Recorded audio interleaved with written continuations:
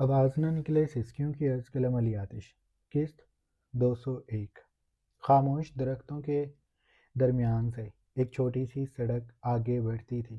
شایان نے اس سڑک پر گاڑی کو ڈالا تو خاموشیاں مزید بڑھ گئیں۔ نمل ان گنگور درختوں کو دیکھ رہی تھی۔ اس کی ہتھیلی ابھی تک جلتی تھی اور جس میں سنسناہٹ دوڑ رہی تھی۔ کچھ دیر گاڑی یوں ہی آگے بڑھتی رہی۔ شایان دوبارہ سے سیٹی کی دھن پر گانا گنگنا رہا تھا، اور اب وہ معنی خیزی سے بار بار نمل کی جانب ہی دیکھتا تھا۔ نمل کے وجود پر اس کی پرتپش نگاہیں حرارت بھری تھی۔ تقریباً 10 منٹ بعد جب گاڑی رکی تو نمل نے شایان کی جانب چور نگاہوں سے دیکھا۔ ایسے مت دیکھو، اب ہم نے یہی سب کرنا ہے، یوں شرماتی رہو گی تو پھر تو بس ہو گئی ہماری ویڈنگ نائٹ، وہ بے باکی سے کہتا گاڑی کے دروازوں کو ان لاک کر چکا تھا۔ اپنی بیلٹ کو ٹھیک کرتا وہ باہر نکلا تھا۔ نمل بھی لرزتی ٹانگوں سے باہر آ گئی تھی۔ شایان نے پیچھے ڈگی سے بیگ نکالا اور پھر وہ نمل کا ہاتھ تھام کر اس بے ڈھب سے راستے پر چلنے لگا، جس کے چند قدم بعد ہی نمل کو لگا جیسے وہ کسی اور ہی جہان میں آ گئی ہے۔ سامنے لکڑی سے بنا ایک چھوٹا سا مکان دکھائی دیتا تھا۔ وہ بامشکل ایک مرلے کا تھا، لیکن اس کی بناوٹ اس قدر خوبصورت تھی کہ نمل بس اس مکان کو دیکھتی رہ گئی۔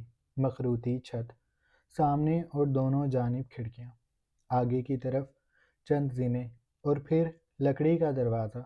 ایک کھڑکی جو دروازے کے بالکل ساتھ تھی، چوڑی سی کھڑکی، اور اس کے آگے ایک چھوٹا سا برآمدہ بنا تھا جہاں جھولا لگا ہوا تھا۔ ایک کرسی رکھی تھی، اس کے چاروں جانب درخت کھڑے تھے، لیکن ان درختوں کی بناوٹ بے حد خوبصورت تھی۔ پودے چھوٹے بڑے، گھاس، اور تبھی نمل کو کہیں سے جھرنا بہنے کی آواز سنائی دی تو اس نے شایان کی طرف تیزی سے پلٹ کر دیکھا۔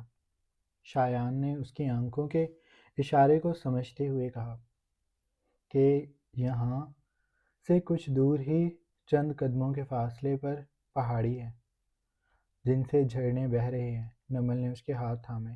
مجھے انہیں دیکھنا ہے۔ شایان نے مسکرا کر سر کو جنبش دی، پھر وہ نمل کو لے کر گھر کے اندر داخل ہو گیا تھا۔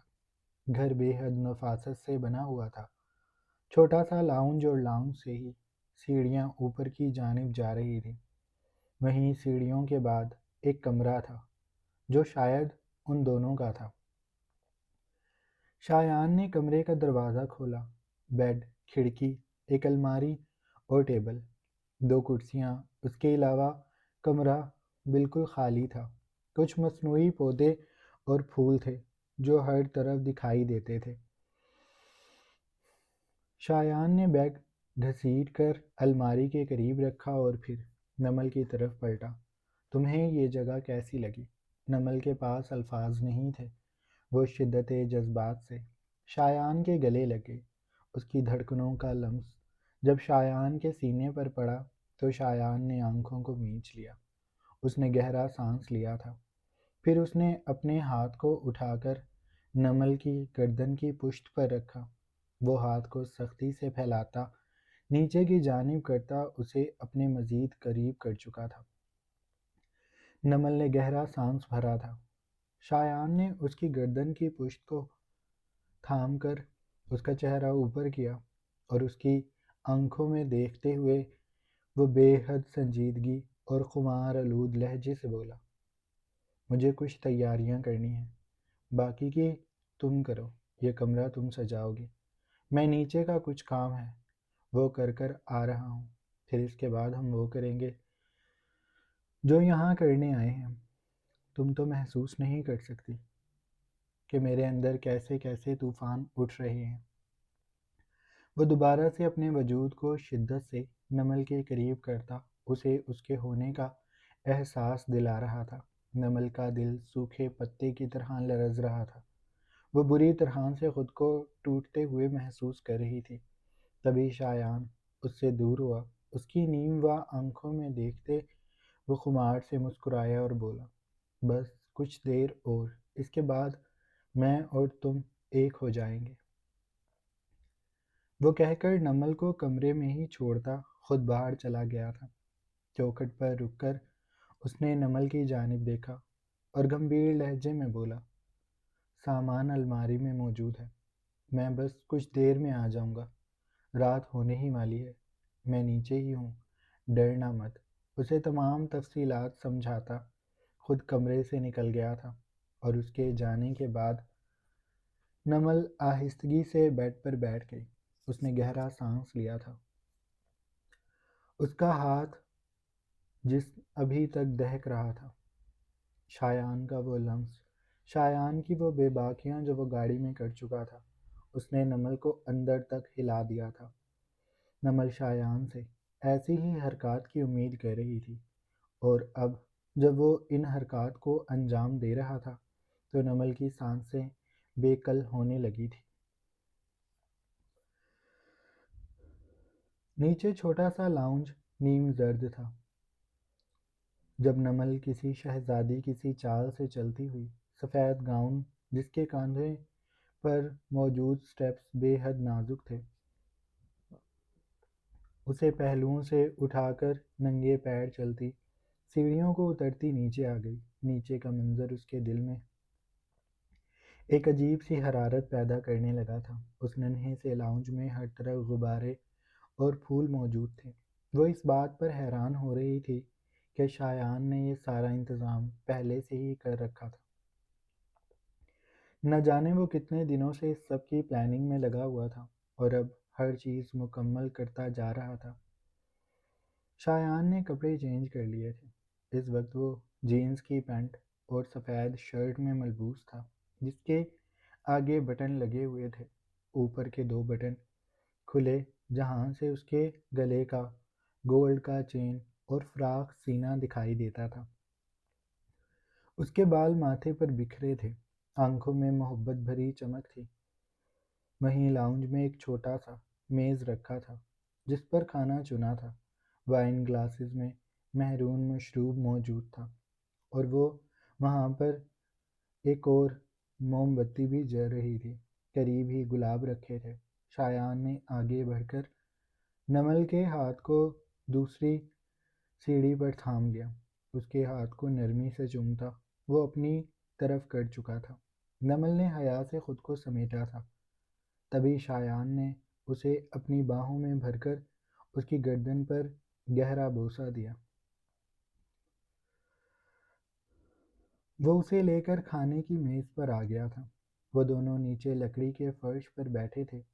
شایان نے اس کی پلیٹ میں کھانا نکالا اور وہ خود کوہنی کو میز پر جما کر نمل کی آنکھوں میں دیکھنے لگا۔ نمل نے آہستگی سے پوچھا، آپ نہیں کھائیں گے؟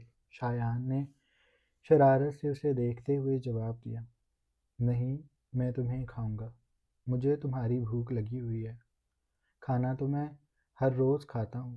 اس کی بات پر نمل نے اسے مصنوعی ناراضی سے دیکھا، جبکہ نمل کے اندر طوفان برپا ہو گئے تھے۔ وہ کانپتی انگلیوں سے چمچ کو تھام کر چاولوں کو دھیرے دھیرے اپنے لبوں میں بھرنے لگی۔ شایان اس کی ایک جنبش کو گہری نظروں سے دیکھ رہا تھا۔ اس کے اعصاب پر نمل کی خوشبو ایک بار پھر سے سوار ہونے لگی تھی۔ وہ اسے تب تک دیکھتا رہا جب تک نمل نے کھانا نہ کھا لیا۔ کچھ دیر بعد نمل نے پلیٹ کو پیچھے کرتے ہوئے کہا، میں نے بس کھا لیا۔ شایان نے سر کو جنبش دی، پھر وہ اٹھا نمل کے پاس آیا۔ ہاتھ بڑھا کر اس نے نمل کو کھڑا کیا اور اس کے بالوں کو سمیٹ کر ایک کاندھے پر کرتا وہ اس کی حیا سے سرخ پڑتی آنکھوں کو دیکھتے ہوئے بولا، تمہارا کام ہو گیا؟ نمل نے گردن ہلائی، بس کچھ دیر میں آ جائیے گا۔ یہ کہتے اس کا دل عجیب سے انداز میں دھڑکنے لگا تھا۔ شایان کے لبوں پر شوخ مسکراہٹ پھیل گئی تھی۔ اس نے نمل کے وجود سے خود کو بڑی مشکل سے دور کیا تھا۔ اب جاؤ تاکہ میں جلدی سے آؤں۔ وہ سینے پر ہاتھ باندھ کر اسے دیکھنے لگا تھا۔ نمل پلٹی اور پھر اپنے گاؤن کو دونوں جانب سے اٹھاتی وہ سیڑھیاں چڑھتی اوپر کی منزل پر چلی گئی تھی۔ شایان نے اس کے بعد اپنی شرٹ کے بٹن کھولنا شروع کر دیے تھے۔ وہ بالوں میں ہاتھ چلاتا اپنی دہکتی وجود کو لے کر صوفے پر بیٹھ گیا تھا۔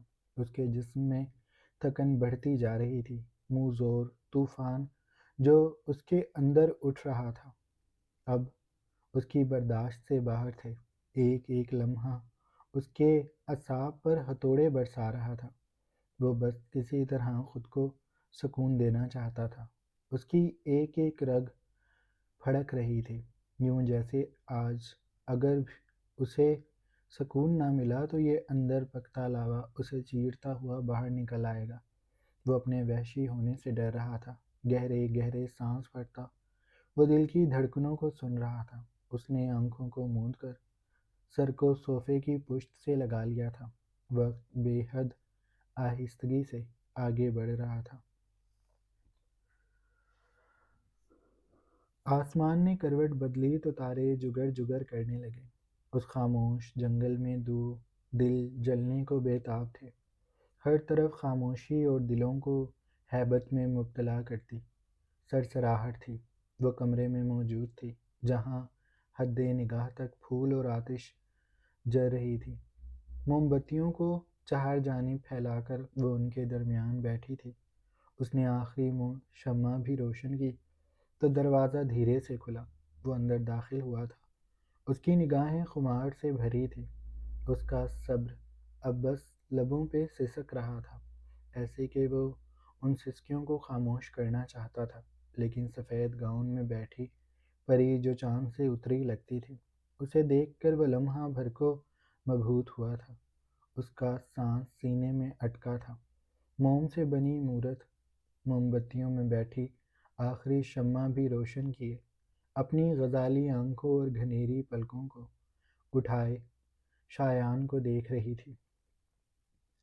نمل کی رنگت میں وہاں جلتی روشنیوں کی زردی اور شعلے کی نوک پہ دہکتی سرخی آ گئی تھی۔ اس کی تپش آنکھوں میں بھر رہی تھی۔ موم بتیوں کا نادیدہ دھواں اس کی بھی آنکھوں میں بھرتا تھا۔ اس کے گال سرخ تھے اور جلد تانبے سی دہک رہی تھی۔ وہ شایان کی نگاہوں کے ہالے میں پگھلنے لگی تھی۔ وہ گھٹنوں کو سمیٹ کر ان کے گرد بازو حائل کیے بیٹھی تھی۔ اس کی دودھیا سی سفید باہیں سپنے کی مانند بل کھاتی اس کے گھٹنوں کے گرد تھیں۔ سنہری چوڑیاں شایان کو دیکھ رہی تھیں، جس کے جسم پر شرٹ تھی اور وہ اس شرٹ کے بٹن کب کے کھولے پھر رہا تھا۔ اس کے جسم سے کولون کی مہک نمل کی نے واضح بھری دھوئیں کی طرح کمرے میں پھیلتے دیکھی۔ شایان اس کے قریب آیا تھا۔ نمل نے کھلی ریشمی زلفیں اس کی کمر اب چہرے جھکا لینے پر اس کا رخ چھپا چکی تھی۔ لکڑی کے فرش پہ شایان کے قدموں کی چاپ اور نمل کا سہمتا دل پیچھے کی طرف کہیں جا رہا تھا۔ یہ وہی دل تھا جو اس مرد کی محبت سے اس کا جینا حرام کیے رکھتا اور اب اس لمحے جب اسے اس مرد کے دل سے ملنا تھا تو کترا رہا تھا۔ نمل کی سانسوں کو دل نے تھام لیا تھا۔ وہ مدھم ہو گئی۔ نمل کو اپنا خون سمٹ کر چہرے پر محسوس ہو رہا تھا۔ کن پٹیوں پہ کوئی ٹھوکریں لگ رہی تھی، جسم سے جان نکلتی تھی۔ شایان اس کے سامنے آ گیا تھا۔ ایک گھٹنے کو فرش پر ٹکا کر اس نے ہاتھ بڑھایا۔ مندر کی گھنٹیاں متحرک ہوئیں اور سامنے بیٹھی دیوی نے روپ دھار لیا۔ وہ پتھر سے موم اور موم سے مائع بن کر پجاری کی ہتھیلیوں میں اترنے لگی۔ شایان کا جسم جل رہا تھا۔ ایک آگ تھی جو کمرے میں دہک رہی تھی، اور ایک وہ آگ تھی جو شایان نامی سمندر میں اٹھ رہی تھی۔ سمندروں میں آگ بس تب لگتی ہے جب دل بہکنے لگتے ہیں۔ شایان نے اسے اپنے سامنے کھڑا کر لیا تھا۔ سلک کا گاؤن جس کے بے حد باریک اسٹرپ کاندھوں پر موجود تھے۔ شایان نے نمل کا چہرہ اوپر کیا۔ نمل کا سانس ہچکی کی صورت نکلا۔ اس نے رخ موڑا۔ شایان نے ایک انگلی سے اس کا رخ اپنی طرف کر لیا تھا۔ کمرے کی کھڑکی سے ہوا تیزی سے بھاگ کر اندر آئی اور موم بتیاں جھلملا گئیں۔ نمل نے حلق تر کیا۔ تبھی اس نے اس بارش میں بھینی سی خوشبو محسوس کی۔ وہ رخ کو کھڑکی کی طرف کر کے وہاں دیکھنے لگی۔ ننھی بوندیں۔ نمل کا دل مچلنے لگا۔ وہ آگے بڑھی۔ شایان نے اس کی کلائی پکڑ لی اور اسے اپنی طرف کیا۔ وہ لہرا کر اس کے سینے سے لگ گئی۔ کہیں نہیں جانا۔ نمل نے اس کا ہاتھ کانپتے ہاتھوں سے پکڑا، بس کھڑکی تک۔ وہ کچھ دیر اسے دیکھتا رہا، پھر اس نے نمل کی کلائی چھوڑ دی۔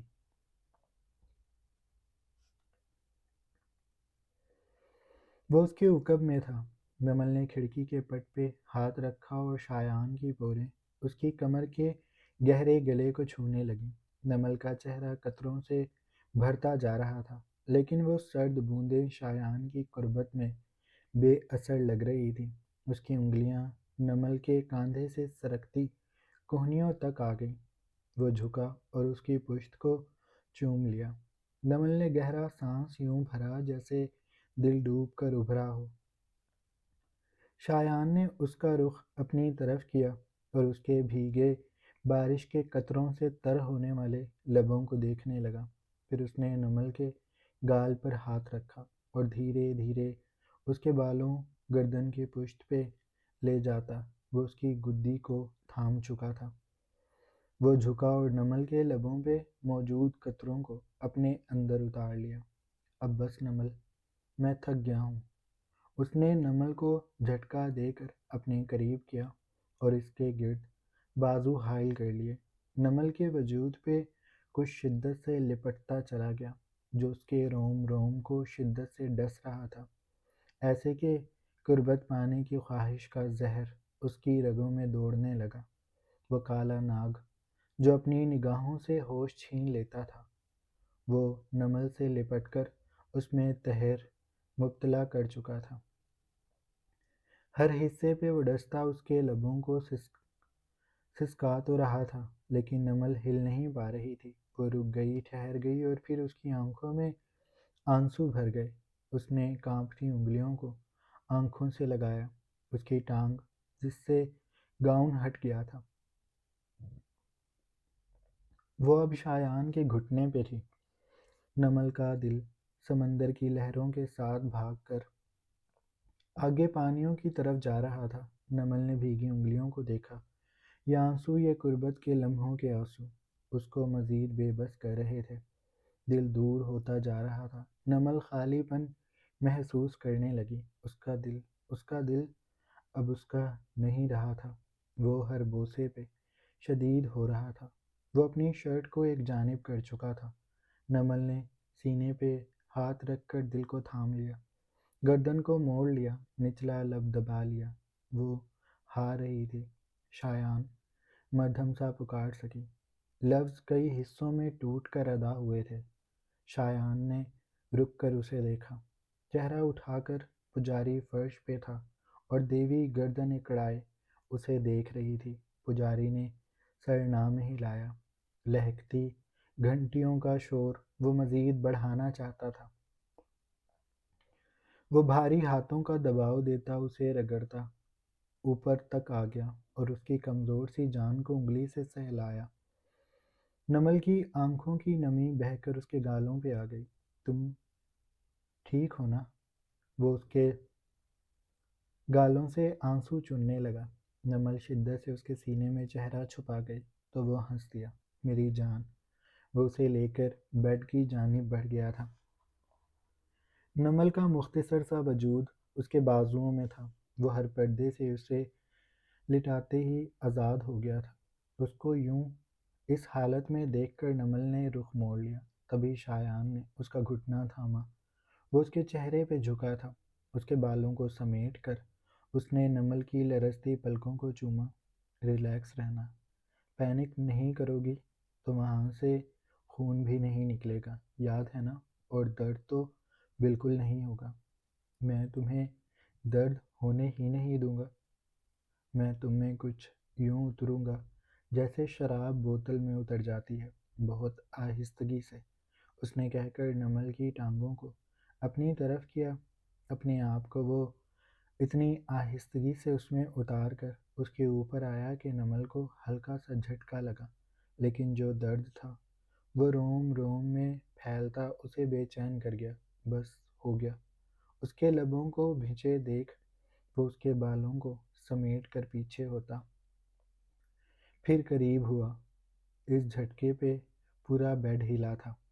نمل کے ماتھے پہ بوسہ دیتا وہ ان شمعوں کو دیکھنے لگا جو کمرے میں دہک رہی تھی، جن کی تپش کمرے میں ہر طرف تھی، جن کا دھواں گہرا ہو رہا تھا، جو شور کر رہی تھی۔ نمل کے کانوں میں گھنٹیاں بج رہی تھی۔ باہر ہونے والی بارش ہوا کے ساتھ کمرے میں فوارے لے کر آ رہی تھی۔ نمل کا ماتھا اور بال بھیگنے لگے۔ وہ نمکین بارش جس سے وجود بھیگ رہا تھا، وہی بارش شایان پر بھی برس رہی تھی، جو اس کے دونوں جانب ہاتھ رکھے لیٹا تھا۔ اس کے گلے کا چین رقص کر رہا تھا، وہ نمل کے ماتھے سے ٹکرا رہا تھا۔ میرا گوشو، وہ رک کر اس کا ماتھا چوم کر بولا تھا۔ نمل نے اس کی کمر پہ بازو حائل کر لیے۔ دل اس کی پہنچ سے باہر تھا، وہ دل سمندروں کی لہروں میں کھو گیا تھا۔ کمرے میں تپش بڑھتی جا رہی تھی، دھواں بڑھتا جا رہا تھا۔ وہ نمل جو کبھی ایک وجود تھی، اب ایک ایسی کشتی میں بدل گئی تھی جو شایان نامی سونامی میں پھنس چکی تھی۔ شایان نامی سمندر لہر اٹھاتا اور کشتی کو شدت بھرا جھٹکا لگتا، کشتی تھرا جاتی۔ سمندر کا پانی اس میں داخل ہونے کو بے تاب ہو رہا تھا۔ کشتی لہروں پہ ڈول رہی تھی۔ وہ مورت جو سنگ مرمر کی تھی، وہ موم بن چکی تھی اور مائع کی شکل اختیار کرتی متعجب تھی۔ وہ پگھل رہی تھی، وہ بہہ رہی تھی، ٹوٹ رہی تھی، چٹخ رہی تھی۔ سمندر، کشتی اور پجاری مورت کو زیر کر رہے تھے اور بارش ویسے ہی برس رہی تھی۔ اندھیری رات میں نمل کانپنے لگی، اس کے جسم پہ بچھو رینگنے لگے۔ شایان کو اس نے آنکھیں کھول کر دیکھا، وہ کسی دہکتی بتی کے قریب بیٹھا تھا۔ ہاں، شاید ایسا ہی تھا، یا وہ آگ میں تھا، تبھی وہ دہک رہا تھا۔ اس کا جسم سرخ پڑ گیا، تانبے کی طرح کا سرخ۔ اس کے لب بھینچے تھے، خون گالوں اور پورے چہرے پہ سمٹا تھا۔ وہ نمل کو اپنی محبت کا یقین دلا رہا تھا۔ میں تمہارا ہوں۔ بڑھتے دھوئیں اور اٹھتی لہروں نے کشتی کو بہکانا شروع کیا۔ میں تمہارا ہوں۔ کشتی ڈول رہی تھی۔ میں تمہارا ہوں۔ کشتی کو لہریں شدید جھنجھلا رہی تھی۔ میں تمہارا ہوں۔ بھٹی میں جلتا شایان سرخ ہوتا جا رہا تھا، اس کی آواز بھاری ہو رہی تھی۔ میں تم سے محبت کرتا ہوں، بس تم سے، وہ کہہ رہا تھا۔ نمل نے اپنا سر تکیے سے اونچا کیا، معاف ہوتے دماغ سے بس اس کشتی پہ حیران تھی جو سمندر کی زد میں تھی، جو بس سمندر کی باہوں میں اس سونامی میں ڈول رہی تھی۔ وہ چٹخ رہی تھی اور اب ٹوٹنے لگی تھی۔ شایان، وہ کرب سے بولی، میری جان۔ سمندر نے بھاگ کر بکھرتی کشتی کو لہروں جیسی باہوں میں بھر کے وہ اس میں ڈوبتی چلی گئی۔ سمندر میں شدت بھرا طوفان آیا تھا، اتنا شدید کہ کشتی اسے سہار نہ سکی، وہ ٹوٹ گئی۔ سمندر کا پانی اس میں داخل ہو گیا اور سمندر شانت ہوتا کشتی کو آغوش میں بھرتا خاموش ہو گیا، جیسے شایان نے نمل کو اپنے آغوش میں لے لیا تھا، جیسے پجاری نے دیوی کو لے لیا تھا، جیسے موم کو شعلے نے لے لیا تھا، ویسے ہی شایان نے نمل کو خود میں سمیٹ لیا تھا۔ وہ اس کی سسکیاں، اکھڑتی سانسیں سب سن رہا تھا۔ اس نے نمل کے ماتھے پہ پھیلتے پسینے کو ہتھیلی سے صاف کیا، سانس بھرا۔ اف، میں نے کر لیا۔ وہ خوش تھا اور نمل سرخ پڑ گئی۔ ہم نے کر لیا۔ وہ اس کی طرف گھوما۔ نمل شرما کر اس میں سمٹ گئی۔ مجھے سونا ہے۔ شایان نے اسے حیرانی سے دیکھا۔ سائنس کے مطابق عورت قربت کے بعد کچھ دیر باتیں کرنا چاہتی ہے، اپنے شور کی توجہ چاہتی ہے، ہلکی ہلکی پرسکون گفتگو اور ساتھ پہ لبوں کا لمس۔ تم ایسا نہیں چاہتی؟ وہ اس کی طرف کروٹ موڑ کر دیکھ رہا تھا۔ نمل نے خود کو مزید اس میں چھپا لیا۔ آپ کریں، میں سن رہی ہوں۔ شایان مسکرایا۔ اچھا میں کرتا ہوں، تب تک میں ریچارج بھی ہو جاؤں گا۔ نمل اس کی بات اس کی شرارت پر کانپ گئی۔ نہیں آج بس۔ شایان نے اسے ناراضی سے دیکھا۔ ایک بار میں تو بندہ فیل لینے لگتا ہے، دوسری بار میں مزہ آتا ہے اور تیسری بار میں سکون۔ اگر چوتھی تک کا وقت مل جائے تو سونے پر سہاگا، یعنی روم روم میں تسکین بھر جاتی ہے۔ نمل کی کنپٹیاں سرخ پڑ گئیں۔ میں بہت تھک گئی ہوں، وہ مدھم سا کہہ سکی۔ یہ سچ تھا، اس کی کمر میں درد سا ہو رہا تھا۔ شایان نے کہا نہیں لگائی۔ مختصر حصے تو جل رہے تھے، جلن سی ہو رہی تھی۔ یہ تو وہ صبح دیکھے گی، ابھی تو وہ بس سو جانا چاہتی تھی۔ اس لیے شایان نے اس کا ماتھا چوما۔ ہاں ہم ابھی تو یہیں ہیں، کل پرسوں آرام سے کرتے رہیں گے، ابھی تم سو جاؤ۔ ہوا کے دوش سے ساری موم بتیاں ٹھنڈی پڑ گئی تھیں۔ شایان نے نمل کے گرد کمبل برابر کیا، ایک ٹانگ اس پر رکھی، دوسرا بازو رکھا اور اسے سینے میں بھینچ کر وہ بھی آنکھیں بند کر چکا تھا۔ کل وہ صبح نمل کو پکڑے گا۔ ابھی وہ سونا چاہتی ہے تو سو جائے، اور بس یہاں سے وہ قسط شروع ہوگی جو پیمنٹ کی ہے، جو بالکل بولڈ، بالکل الگ، اور وہاں سے گاڑی والے سین شروع ہیں جہاں شایان نمل رکے تھے۔ ہر سین کو بہت واضح لکھا گیا ہے، قسط اس لیے لمبی ہے اور بس فائر ہے۔ یوٹیوب والوں رسپانس دیں، اور جو خریدنا چاہتے ہیں وہ اس واٹس ایپ نمبر پر رابطہ کریں۔ قیمت بس 200 ہے۔ نمبر یہ رہا، قسط کے لیے اس نمبر پر میسج کریں واٹس ایپ پہ 030180424643۔ شکریہ۔